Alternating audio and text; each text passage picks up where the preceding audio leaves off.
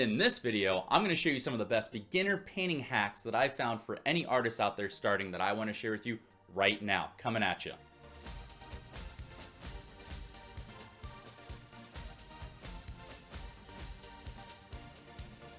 Hey guys, Wallet Games coming at you from my Creative Control playlist where I bring you the best tips and trips for any artist trying to take their visual impact to the next level. If this is your first time here, consider subscribing.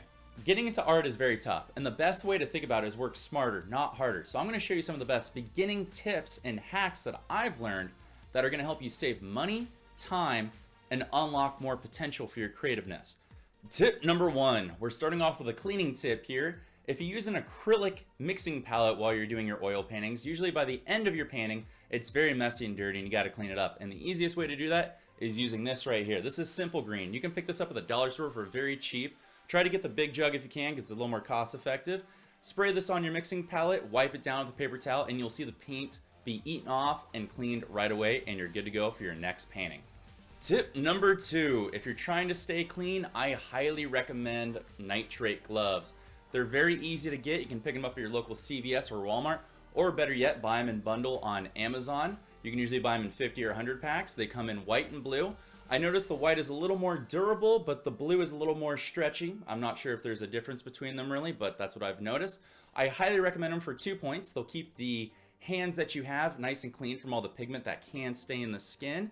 And 2, you'll actually be more aware of where your hands are near your painting because you'll see these in your peripheral. So this way you won't be touching or resting your hands or elbows or wrists on your actual canvas as you paint. So it's a good little tip. Tip number 3, if you do get messy while you paint, the best and quickest way I found to clean up is actually using these right here. These are baby wipes, and you can pick these up on Amazon, but you know, I've actually found them cheaper in the dollar store. Go pick this up at Big Lots or 99-cent store or Thrifty, anywhere where you got a big chain store that's a dollar store. These are always there, and just pick them up. They last for a long time, and if they dry out, just put a couple of drops of water in there, shake it up, and they're good to go again. This will be the best way to clean up your skin when you're all said and done with your painting. Tip number 4, whenever I mix my paints, I hate cleanup. So the easiest way I kind of cheat is I actually use wax paper. I mix all of my paints on top of wax paper that I've placed on top of a glass shelf or hard wood that'll allow my palette knife and paintbrush to go through easily. And then when I'm all said and done, I crumple it up and I throw it away. You can easily find this at any 99-cent store or dollar store. You don't need the expensive stuff. The cheap stuff will do. Just be careful when you're using your palette knife not to cut through the paper. That's the only tip I say, but this is a lifesaver on cleanup. Get it today. Tip number 5, don't have anything to mix your paints on and you don't have the funds at the moment to get a nice acrylic mixing palette.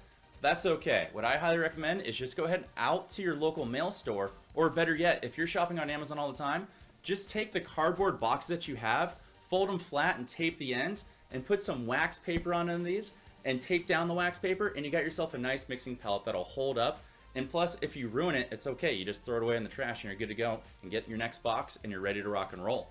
Tip number 6, if you're like me, you probably don't have that big of a workspace to actually do your painting in.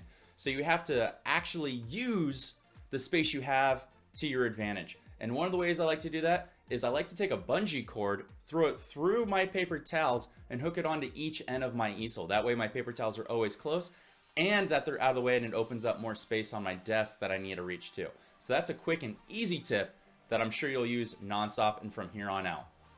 Tip number 7, in addition to using paper towels, I highly recommend going out to your Goodwill store or dollar thrift store and picking up these. These are just thrift towels. I use these all the time to clean off my brushes from thinner or just loose paint in addition to my paper towels. I use these constantly and I put them at the base of my easel so that way when I'm painting I need to brush off a little bit of paint. I just take my paintbrush and just rub it right on there so that way I've got a clean brush ready to go. That way I can feather in the rest of my painting. I highly recommend getting some towels. Tip number 8, if you're doing a lot of painting, you've probably gone through a lot of cash to keep up with your painting, which is sad because a lot of the materials cost a lot. And one of the ways you can save money, rather than painting on canvas, I highly recommend canvas sheets. Normally canvases cost anywhere from $5 to $10 per canvas, even on the discounted side. These cost about $1.25 per sheet. All you need to do is rip it out of the book, paste it or tape it to a cardboard flat sheet, and put that up against your easel, and you've got a perfect surface to practice all your painting on. This is the best way to save money, because let's be honest, when you're practicing, there's no point in wasting a perfectly good canvas. You might as well waste your efforts and trials on some canvas paper. Tip number 9. I recently just discovered this one when I went out to TwitchCon to show people how to paint that I've never painted before. Take one of your canvas sheets, put it on your cardboard backing, and then start gridding some sections off. You'll actually have 4 mini canvases that you can practice painting on. You can practice your lights and darks, your contrast, your hills, your sky, your mountains. The options are endless. When you give yourself this grid system, you can also compare from one painting to the next to see what parts you struggle with and what parts you need to improve on, or different colors that you can experiment with. It's actually a cool way to look at your painting, and it's going to open up new worlds of how you can expand out into different elements.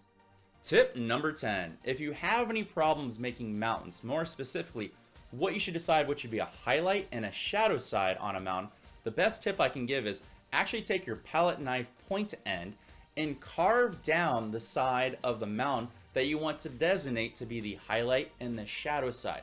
This way you have a visual representation of where paint should go on both the highlight and shadow, and you'll see you can do it on multiple mountains, so that way you can tell what mountain's going to be in the background or what mountain's going to be in the foreground. It's a really easy trick, and it's going to help out a lot. Tip number 11. This one's probably going to be the best ones out there. Sign up for reward programs. Whether you shop at Hobby Lobby or Michael's, I personally shop at Michael's only because there's one really close to me. Sign up for the reward programs. I get sent 40, 50, 60, 70, even one time 80% coupons. It will save you a ton of money. And what I've realized from talking to the shopkeepers there, usually Monday through Thursday is when they have their best deals that they're going to show, and when they're going to send you the best coupons. They usually take away the coupons on Friday, Saturday, and sometimes Sunday. So if you are in the market for picking up more supplies, try to get it between Monday and Thursday, and when you sign up for the program, they'll let you know when they're sending you more coupons, so that way you can pick up more supplies, and it will save you a little more cash for your pocketbook. Tip number 12, which was a tip that was shared to me that I didn't even know was a hack, but when somebody told me, it's actually probably the best hack you're going to find out there. Watch other artists. Watch them as they produce their art live. Ask them questions. There's so many platforms out there. There's Twitch Creative, there's Facebook Live, Instagram Live, Snapchat, YouTube. There's all these places where there's so many tutorial sites, and all these people are willing to send and share their education through these social platforms. Take advantage of it. You can find anybody that has the same style or aesthetics that is willing to share their education and answer a lot of the questions that you may be having or problems that you may struggle with. Feel free to reach out to them. I all the time answer a lot of questions on my own Twitch and Twitter and on YouTube. It's really fun to help educate everybody out there. So watch other artists that are in the same field as you and learn from them. Tip number 13. Probably not a good idea to end on 13, probably a bad omen, but here we go. Practice, practice, practice. I know it sounds cliche, but the person who practices the most is going to have the most dividends in the end. You have to paint more than everyone else. In fact, you have to paint what you suffer most at. You're not good with skies? Practice skies. Not good at making fluffy clouds? Practice fluffy clouds. Keep practicing over and over and over and over again. You will see how everything will eventually start to pay dividends. We all get caught up watching all these artists take a painting from A to B and it's a masterpiece. Sometimes there's a lot of baby steps in between there that you have to master to get a painting to turn out the way that you want it. Don't be ashamed if you only can do a small part of a painting. Build up from there. Just practice. That is the best tip anybody's going to give you. Paint more than anyone else, and before you know it, you'll be painting better than anyone you know.